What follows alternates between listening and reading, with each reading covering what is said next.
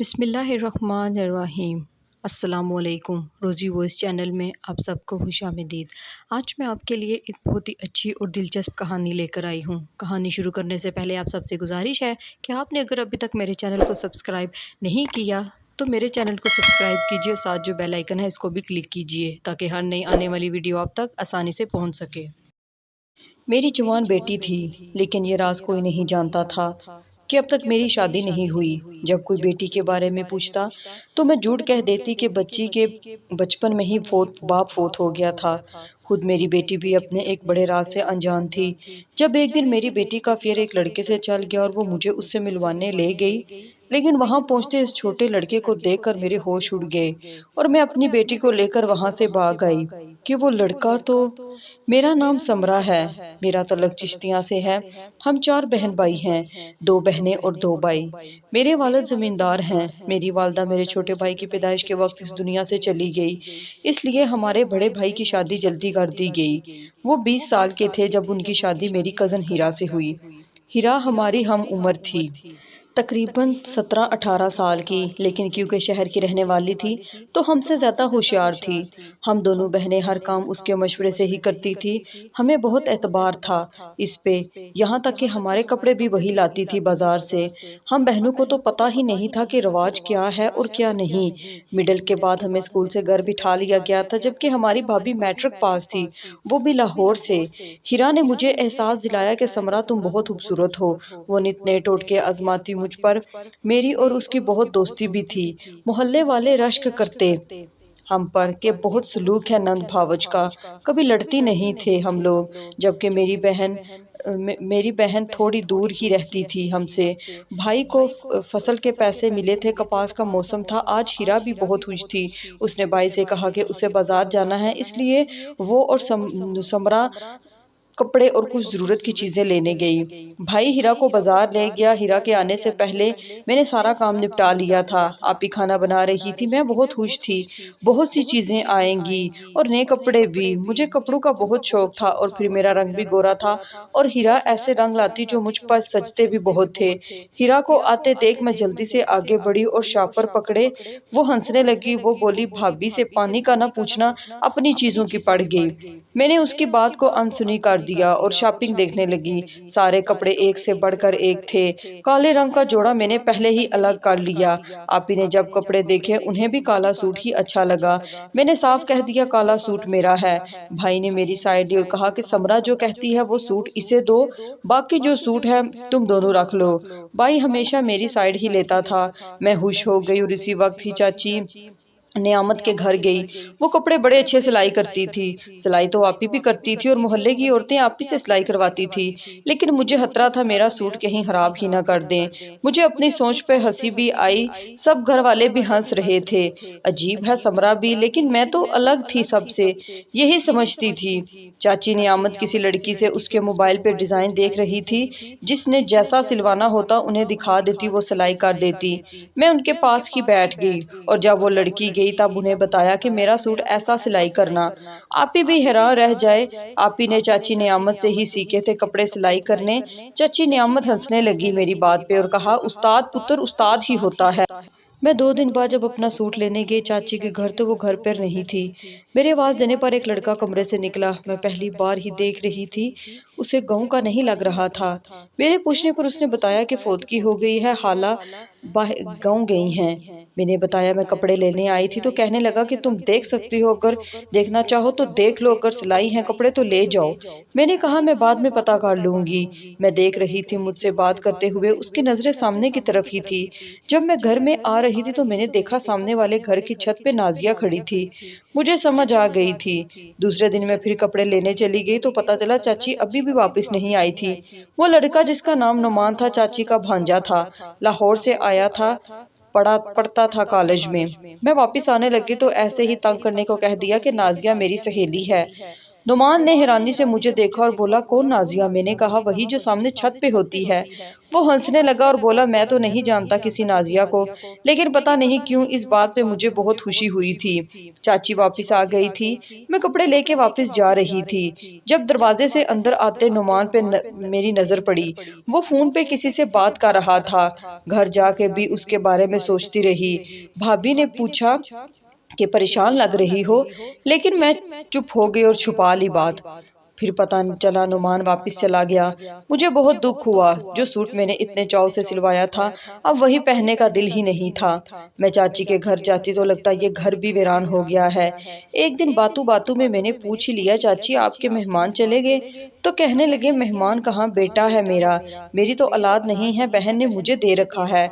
कभी कभार आ जाता है हाल पूछने, पढ़ता है ना इसीलिए छुट्टी नहीं मिलती। ज्यादा छुट्टियां थी इसीलिए आया था। दिन गुजर रहे थे और लग रहा था कि वक्त रुक गया है। मैं रोज अब्बा काम करने जाते तो मैं भी साथ जमीनों पे जाती। वहां देर तक पक्की सड़क जो शहर से आती उसे तकती रहती। मुझे लगता किसी दिन तो वो आएगा। मैं खुद हैरान थी, मुझे नुमान का इंतजार था। भाभी ने नियाज दिलाई थी, वो ही मोहल्ले देने में निकली जब सामने नुमान आता दिखाई दिया। जैसे ही घर में दाखिल हुआ मैं भी चच्ची के घर चली आई और आते ही सवाल कर दिए, कहाँ थे तुम, कितने दिन लगा दिए? वो हैरानी से मुझे देखने लगा और बोला, मैं समझा नहीं। मैंने कहा, मैं इंतजार कर रही थी। कहने लगा, क्यों, हैरियत थी, कोई काम था? मुझे अंदाजा हुआ मैं बहुत बोल गई हूँ। मैंने न्याज की खीर वहीं रखी और घर आ गई। दोबारा मैंने सोच लिया कि चच्ची की तरफ नहीं जाना। मैं बहुत शर्मिंदा थी कि वो क्या सोच रहा होगा कि कैसी लड़की है। मैंने हीरा को सब बता दिया। वो हंसने लगी। पगली, उसे बताओ तुम्हारा कोई गलत मतलब नहीं था।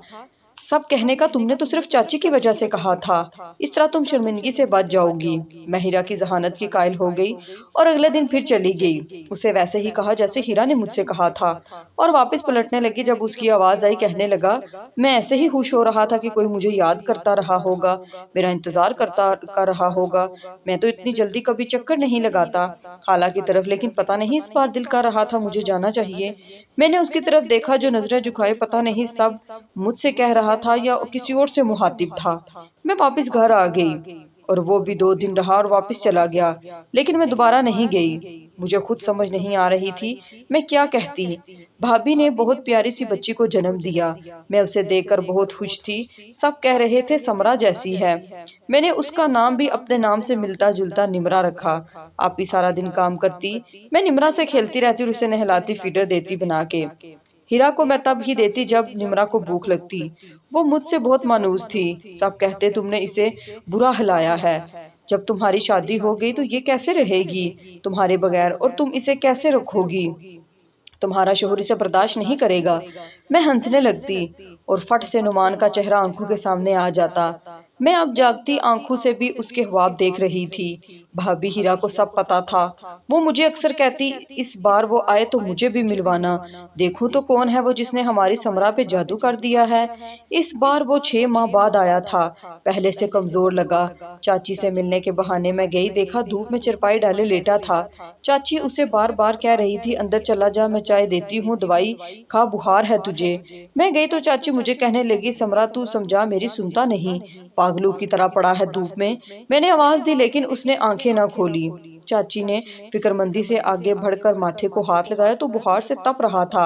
चाची रोने लगी। मैंने कहा, आप परेशान नहीं हूँ, बुखार की वजह से ऐसा है, होश नहीं है। आप सहारा दे, उनको कमरे में ले जाएं, मैं बर्फ का पानी लाती हूँ। चाची उसे कमरे में ले गई। मैं बर्फ का पानी और कपड़ा ले आई और उन्हें दिया। वो अब माथे पे पट्टियां रख रही थी। कुछ देर बाद उसने आंखें खोली तो चाची को भी सुकून हुआ। वो बहुत घबरा गई थी। मैं भी बहुत परेशान थी, लेकिन चाची पे जाहिर नहीं होने देना चाहती थी। शाम को मैं उसे पूछने गई तो अपना नाम सुन के बाहर ही रुक गई। चाची से कह रही थी, मैं तो तुझे बहार में बेहोश देखकर परेशान हो गई थी। वो तो शुक्र है समरा थी, उसने मेरी बहुत मदद की। मैं अब उसका जवाब सुनना चाहती थी जो कह रहा था, हाला हाला वो बार बार आपके घर क्यों आती है? उसे मना करें, खास तौर पर जब मैं आता हूँ। उसे कहें वो ना आया करे। मैंने दरवाजे की दहलीज को पकड़ लिया। मुझे लगा मेरा खड़ा होना मुश्किल है। सुना था एक तरफा मोहब्बत जलील करवाती है, और मेरे साथ यही हुआ था। वापसी का सफ़र बहुत मुश्किल था। मेरे पाँव मेरा साथ ही नहीं दे रहे थे, लेकिन पलटना तो था। निम्रा मेरे पास रोती रहती, लेकिन मैंने उसे भी तवज्जो देना छोड़ दी। भाभी हीरा कहती कि बच्ची को पहले आदत डाली अपनी, और अब उसे पूछती भी नहीं, समरा तू बड़ी खुदगर्ज है। और मैं सोचती सारा ज़माना ही खुदगर्ज ही है, सबको अपनी पड़ी है। मेरे दुख का अंदाज़ा किसी को नहीं था। मेरे ख्वाब टूट चुके थे। मुझे भी तो किसी की इंतज़ार की आदत थी, और इंतज़ार करवाने वाला चाहता था मैं इंतज़ार नहीं करूं। मेरी तबीयत खराब थी। मैं कमरे में लेटी थी जब आप ही वहां आई और बताया कि चाची ने बुलाया है, उनको खीर बना के दे आओ, उनकी तबीयत ठीक नहीं। अब्बा से कहा था समरा को भेजना थोड़ी देर के लिए, अब जल्दी जाओ। मैं जानती थी चाची को मेरे हाथ की खीर बहुत पसंद थी। मेरी तबीयत खराब थी। मैं कमरे में लेटी थी जब आप ही वहां आई और बताया कि चाची ने बुलाया है, उनको खीर बना के दे आओ, उनकी तबीयत ठीक नहीं है।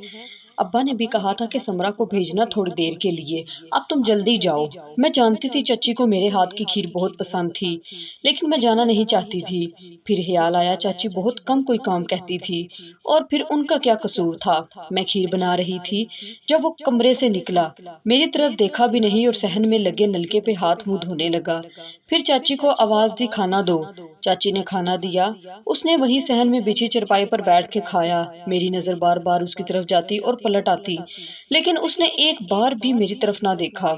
मेरे दिमाग ने दिल से कहा समरा तुम पागल हो, कम पढ़ी लिखी सादा सी पेंडू लड़की हो, तो वो तो शहर का लड़का किसी अपने जैसी शहरी लड़की को ही पसंद करेगा। फट से मेरे जहन में नाजिया आ गई, जो चाची के घर के सामने वाले घर में रहती थी। मैंने खीर बनाकर चूल्हे से उतार दी, चाची को बता के घर आ गई थी, लेकिन मेरे कदम नाजिया के घर की तरफ थे। नाजिया से दोस्ती की वजह यही थी, मैं चाहती थी मुझे पता चल जाए कुछ नुमान के बारे में। मैं अब अक्सर नाजिया के घर जाने लगी। वो दो बहन भाई थे। नाजिया का भाई उससे बड़ा था, जिसका नाम साजिद था। हीरा ने भाभी से कहा था कि तुम्हारी बहनें सारा दिन आराम करती हैं, मैं अपनी छोटी सी बच्ची के साथ सारा काम करती हूँ। जब दिल चाहे बच्ची को पकड़ती हैं, नहीं तो रोती रहती है। भाभी ने आपी से कहा कि काम तुम दोनों देख लिया करो। हीरा बच्ची की वजह से नहीं कर पाती, या फिर बच्ची को ही संभाल लिया करो। हीरा तुम लोगों का इतना ख्याल करती है और तुम लोग उसके सर पर चढ़ गई हो।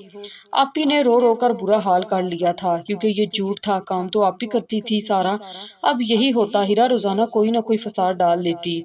भाई हमसे लड़ता, हम सारा दिन भी काम करती रहती। भाई के आने से पहले हीरा कमरे से निकलती और भाई को महसूस करवाती सारा दिन वही काम करती रहती है।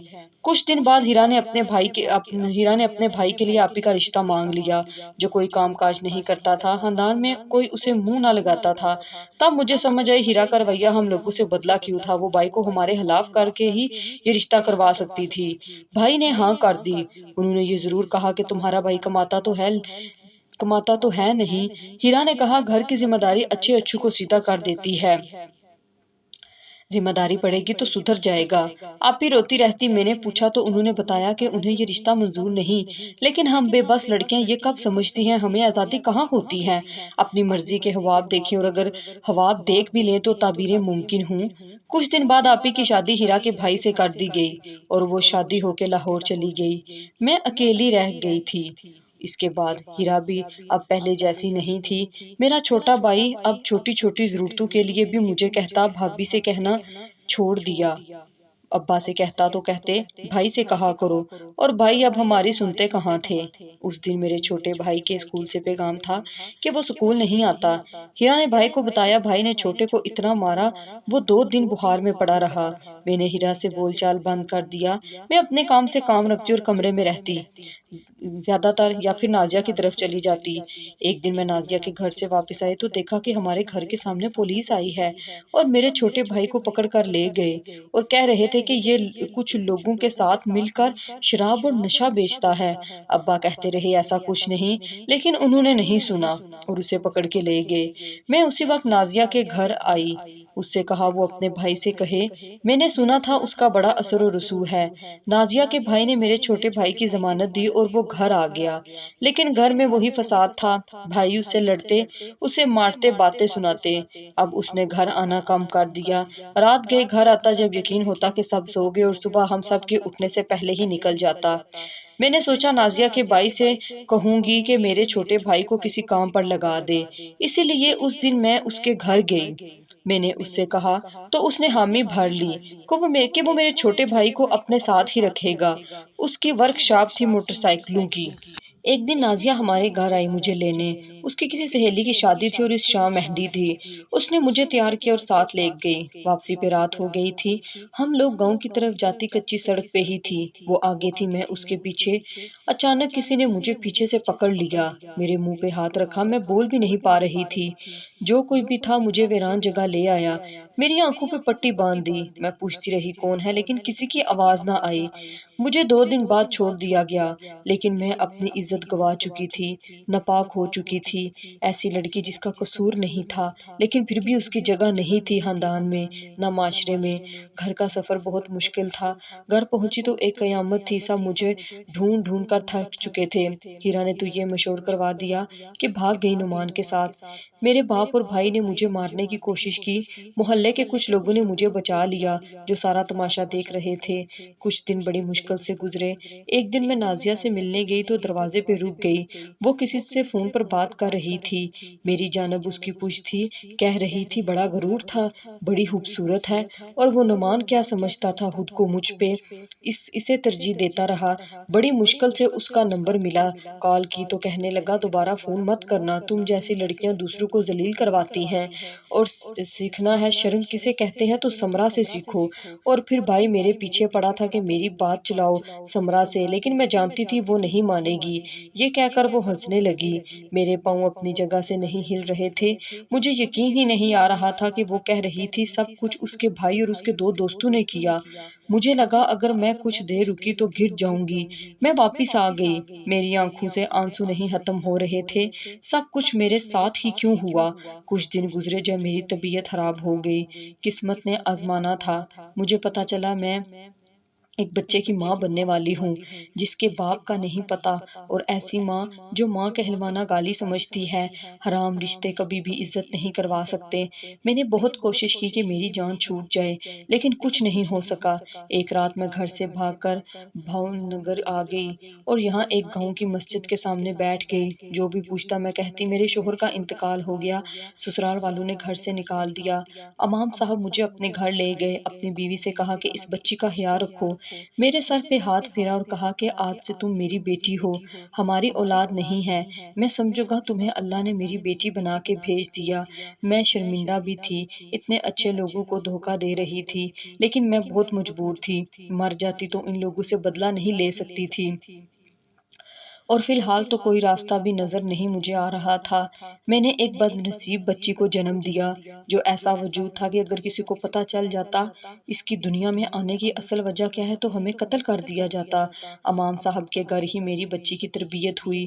मैं उसे नेकियां करते देखती तो रोती चुप चुप के, पता नहीं उसकी नेकी भी कबूल होगी या नहीं। अब मेरी बेटी जवान हो रही थी और ऐसी खूबसूरत थी कि जो एक बार देखता देखता ही रह जाता। उसका नाम अमाम साहब ने पाकीज़ा रखा।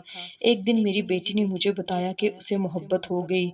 मेरे पैरों से ज़मीन निकल गई। ये कैसी तारीख थी जो खुद को दोहरा रही थी, कैसी आजमाइश थी जो ख़त्म होने का नाम ही नहीं ले रही थी। लेकिन मैंने सब कुछ तहम्मुल से सुना। मैं नहीं चाहती थी जैसे मुझे कोई समझ नहीं सका वैसे मेरी बेटी अपने दुखड़े किसी से कहने लगे। उसने बताया वो लड़का शादी करना चाहता है और रिश्ता भेजना चाहता है। आप कहें तो उनको बुलवा लेते हैं, आप मिल लें एक बार। मैंने कहा पहले लड़के से मिल लूं। एक दिन मैं और मेरी बेटी उस लड़के से मिलने गए, लेकिन लड़के को देखकर मेरे पैरों की मट्टी छूट गई। मेरी आंखें हैरत से खुली रह गई। ये लड़का बिल्कुल नाजिया के भाई साजिद जैसा था। मैं अपनी बेटी को वहां से लेकर निकल आई। वो आवाजें देता रहा, बात तो सुने। पाकीज़ा भी कहती रही, अम्मी बैठ के बात करें, हुआ क्या है। लेकिन मैंने घर आके सांस ली। सब कुछ किसी फिल्म की तरह चल रहा था। मेरे रोंगटे खड़े हो गए। अपने वजूद से नफरत होने लगी फिर से। से साजिद का मकरूर चेहरा बार बार मेरी आंखों के सामने आ जाता। मैंने अपनी बेटी को हमेशा यही बताया था कि उसका बाप मर गया था जब वो पैदा होने वाली थी, लेकिन अब जब वो इस रिश्ते के ना होने का सवाल पूछ रही थी, मेरा ज़ब्त टूट गया। लेकिन काश मैं उसे सब कुछ ना बताती, काश मेरे साथ ये राज दफन हो जाता। मेरी बेटी मुझसे ज्यादा गैरत वाली निकली। एक रात सोई, अगली सुबह उसने आंख ही नहीं खोली। उसने जहर खा लिया था। वो नहीं चाहती थी हराम का खून आने वाली नस्लों की रगों में भी दौड़े। अमाम साहब और उनकी बीवी लाहौर आ गए थे। उन लोगों ने मेरी खातिर अपना गांव छोड़ दिया, यहीं आ गए। मैं सकते में थी, पागल हो चुकी थी, कुछ पता नहीं था कहाँ बैठी हूँ। जमीन पर अजीब चेहरे बनाती रही। एक दिन अमाम साहब एक दिमाग के डॉक्टर के पास ले गए, लेकिन मैंने डॉक्टर के किसी सवाल का जवाब नहीं दिया। मैं अब जीना नहीं चाहती थी, सिर्फ यही फिक्रा तो था। जो दूसरी बार डॉक्टर के पास आई तो कहा, डॉक्टर ने कहा, जिंदगी तो अल्लाह की अमानत है, वो जब चाहे ले ले। क्या अल्लाह से भी बदयांती करोगी समरा? मैं अपना नाम सुनकर चौंक गई। सामने देखा तो कोई और नहीं, नुमान ही था, लेकिन बहुत बदल चुका था। बदल तो मैं भी गई थी।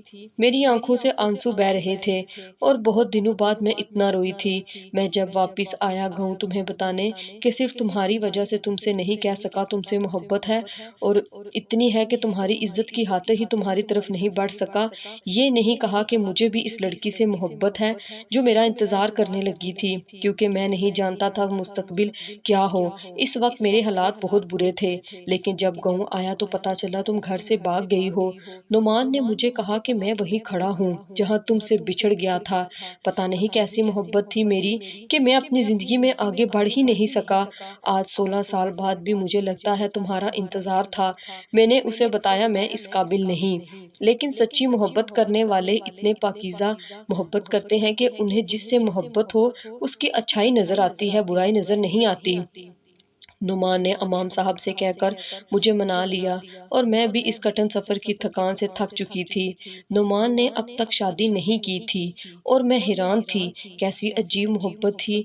मोहब्बत करने वाले तब भी इंतजार ही करते हैं, चाहे कोई इंतजार का कहे या ना। ये तो मस्त लोग जो अपनी मर्जी के मालिक होते हैं। मेरा निकाह नुमान से हो गया था, और जिंदगी कैसे मिलाती है किस्मत के खेल, कैसे हैरान कर देते हैं। नुमान ने अपने दोस्त की मदद से, जो पुलिस में ऑफिसर था, मेरे मुजरमों को सजा दिलवाई। इस सारे मामले में वो मेरे सामने ढाल बन गया माशरे के सवालों की।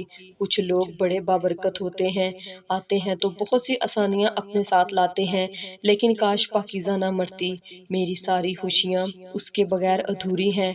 नुमान से आज मेरी एक बेटी है जिसका नाम नुमान ने पाकीज़ा रखा है, और मैं इसमें इस पाकीज़ा को ढूंढती हूँ।